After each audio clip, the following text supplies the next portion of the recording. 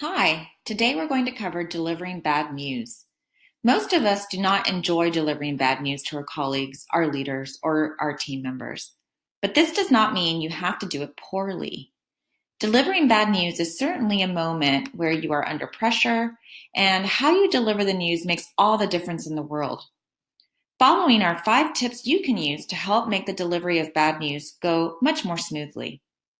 First, prepare yourself emotionally. It's likely that you're feeling anxious and stressed over having to deliver bad news. Take some time to calm down. Do not rush over to the person or persons and blurt out the news. You want to be able to calmly and clearly share the news. You might even practice how you will deliver the bad news. Take some time and consider what the news means to your audience. Ask yourself, how do you think they will react? What is the best way to tell them? And how can you make this easier for them? Then, identify solutions. You've probably heard this before. Do not just bring problems, bring solutions. This is very sound advice. Try to come up with a few possible approaches that can help the situation.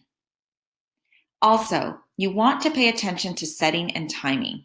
Do not ambush people on their way out or in to the workplace. You want to deliver the news in a timely fashion, but this does not mean you overlook preparing. Preparation is very important. Select a location that is appropriate, for example. The middle of the break room would not be an appropriate example. This is not the best location to share difficult news. You want to make sure that your audience is in a safe and quiet space, a space where they can react without feeling embarrassed or on display. Be sure to select a time when your audience can really focus on your information. This means try to deliver the news during normal working hours and not right before lunch or break or as they're trying to leave for their carpool or bus. I should note that email and text are not the best way to deliver difficult news.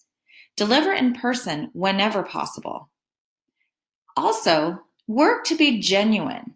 In other words, do not express emotions that you do not feel.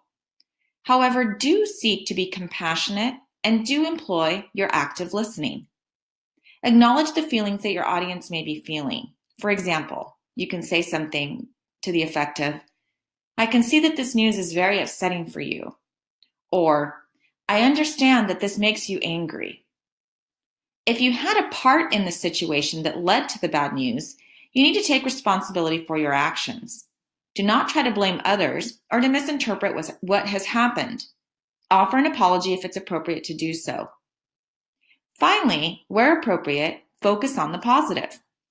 Be very careful with this step. I like your shirt is not what we're after here. Instead, try something like, now we have an opportunity to really give this project more time and effort. If there is some element of the news that could be interpreted as positive, then point it out. Otherwise, do not create false good news. So let's review. First, prepare yourself emotionally. Then, identify solutions. Also, pay attention to setting and timing. Next, be genuine. And finally, when able to, focus on the positive. You can deliver bad news while still working to build relationships.